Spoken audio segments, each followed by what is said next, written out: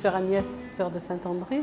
Je vis en Belgique à Tournai, à la Maison Mère, et je suis française d'origine. Notre petite congrégation est née au XIIIe siècle et a toujours été en petit nombre, et elle a traversé les siècles en s'adaptant au temps, au lieu, à l'histoire, pour mieux servir Dieu partout où elle était envoyée.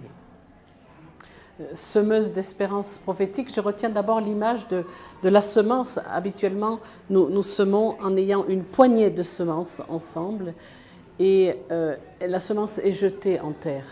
Pour nous, ce qui est important, c'est de ne pas avoir peur d'être petite et de savoir que nous sommes jetés en terre, tout donner, oser, risquer la vie pour annoncer l'Évangile. Comme sœur de Saint-André, nous sommes très sensibles à André qui a trouvé le petit garçon pour la multiplication des pains. 5 pains, 2 poissons suffisent pour nourrir la multitude. Et dans cette assemblée, nous voyons que nous sommes toutes, chacune petite dans un endroit, mais que dans le monde entier, il y a quelque chose d'une espérance qui lève.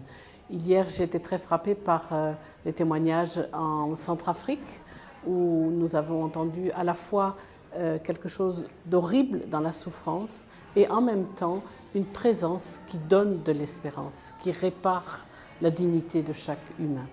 Et à notre petite échelle, nous essayons de le vivre, mais réconfortés aussi par la communion qui se fait sentir dans cette assemblée, dans le monde entier. J'étais très touchée hier par l'intervention sur la multiculturalité, qui nous a montré que c'est une expérience profonde qui passe par une conversion et par un changement de lunettes. Apprendre à voir le monde autrement, c'est un défi, c'est une expérience qui nous fait passer par la croix, par beaucoup de pertes, mais c'est une urgence pour le monde aujourd'hui, et pour moi c'est un grand signe d'espérance. Pour moi c'est important, j'ai senti que l'enjeu de ce dialogue c'était un enjeu pour la paix dans le monde.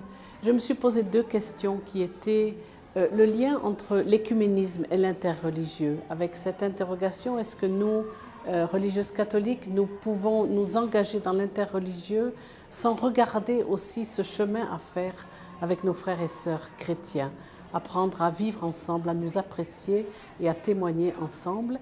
Et puis aussi le monde de l'incroyance, finalement, cette exigence du dialogue qui nous a été décrit, et aussi au-delà des religieux, mais dans ce monde aujourd'hui qui ne connaît pas Dieu, qui est même peut-être parfois opposé à Dieu, comment nous devenons des femmes de dialogue. Il y a là quelque chose à semer dans notre monde aussi.